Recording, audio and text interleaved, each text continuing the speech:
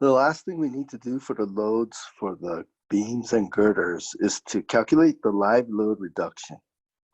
And as I mentioned earlier, the philosophy behind live load reduction is that it's unlikely that you'll get the entire live load on the entire area the beam is under if the area is large. And so there's a reduction for large areas. And there's a different formula for the roof than there is for the floors. And the easiest way to show this is just to do an example. And so I've taken some scans out of my ASCE 7. Mine is from 2005, but I believe this has not changed in 2011. And the formula for live load reduction is given here. This is your calculated live load that we just did, and you get to reduce it by a factor here. And this factor is less than 1 if the area, the live load area multiplied by a factor is greater than 400 square feet. And the first thing we're going to have to do is calculate the tributary area.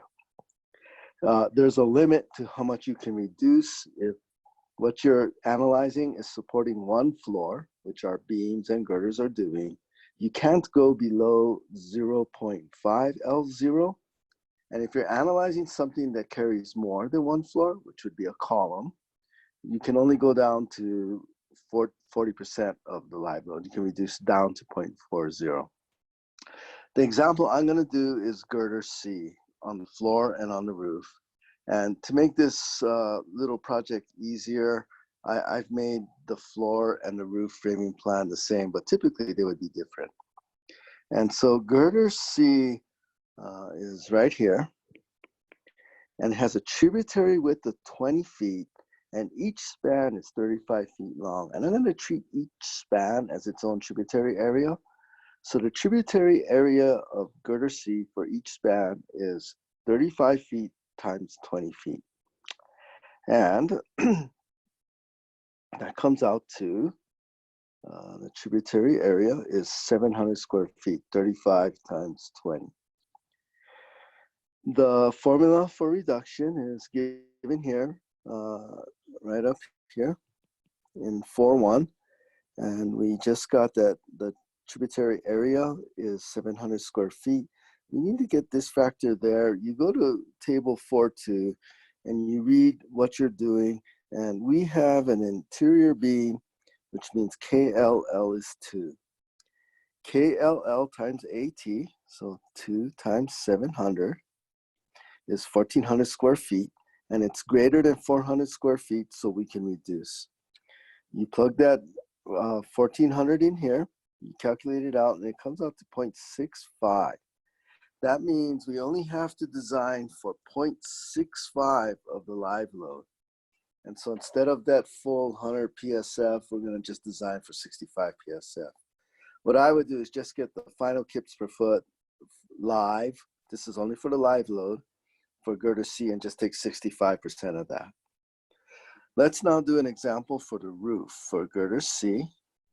I made it the same framing, so, and again, you would not do that. The roof typically is framed lighter, but just for my class to make it easier, we made it the same.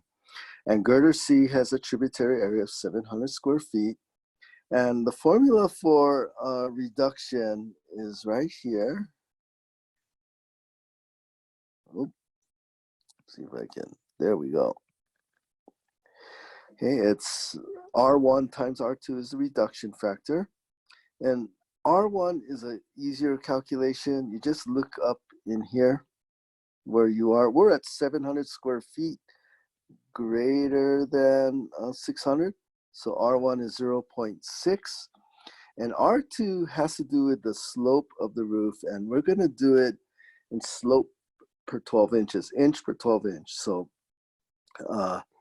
if you have a 4-in-12 roof up to a 1-to-1, 12-in-12 roof, this is the reduction factor. And if it's super steep, you get 0.6. And if it's flat, you get 1. We have a flat roof, so we get 1.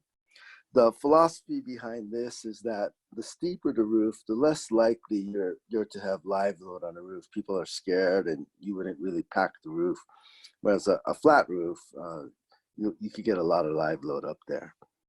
Anyway, that's R1, that's R2, you multiply them and that comes out to 0.6 L0, so that 20 PSF gets reduced by 40%, so 0.6 times 20. So you have 12 PSF live load on the roof instead of 20. There you go. You would do this for all the beams. They have slightly different tributary areas. When we get to columns, the tributary area is quite large because it's a tributary area times all the areas of the floors. And you can probably get down almost all the way to that 0.4 live load. Okay, and so there we go. That's how to do live load reduction.